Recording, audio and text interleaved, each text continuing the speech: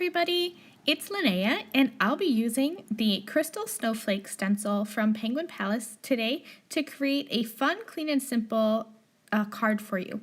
Now I have the Rabbit Cafe stamp set shown there, but I ended up actually not using it for this card. I kind of changed directions halfway through. So I'm starting off by inking up an entire background with some Faded Jeans Distress Oxide ink.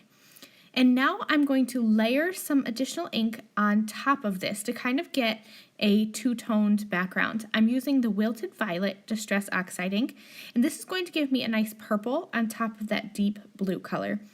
The oxides inks layer on top of each other, so that's how I'm able to get these beautiful colors. I just love the way this background is looking already. Now I'm going to take this background over to my paper trimmer, and I'm going to trim it off at an angle. So I have kind of that little angle there, and as I layer this on top of a card, you're going to see how this kind of breaks up the card design just a little bit, and I think this is just a classic, clean and simple design. To add a little bit of sparkle, I'm going to spray this inked piece with some silver glitter dust, and then I'll set that to the side. I thought about just having the white card base on the bottom. I thought that would look really clean, but then I decided to add in just a little bit of blue snowflakes. So I'm going to be using Salty Ocean Distress Oxide ink, and I will stencil this onto my actual card base just to give a little bit of that snowflake detail onto the bottom of my card. I love the Crystal Snowflakes stencil, and so I wanted to bring those snowflakes into the bottom as well. I'm going to glue this first panel that I did here on top of my card base, and then you're going to see how those snowflakes kind of flow together. Now you could leave the design just like this, but I think it looks a little choppy.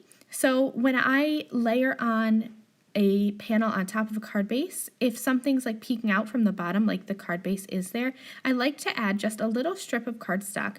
So I decided to add some white glitter cardstock just to keep that sparkle trend kind of going on my card. Now to tie in the purple snowflakes in the background, I die cut the word Mary from some simple letter dies, and I used purple glitter cardstock. I'm just going to glue these little letters onto that diagonal line, and that is going to be the end of my card.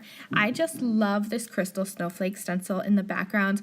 I love the different sizes and shapes of snowflakes. I think it's perfect for a whole bunch of winter and Christmas cards.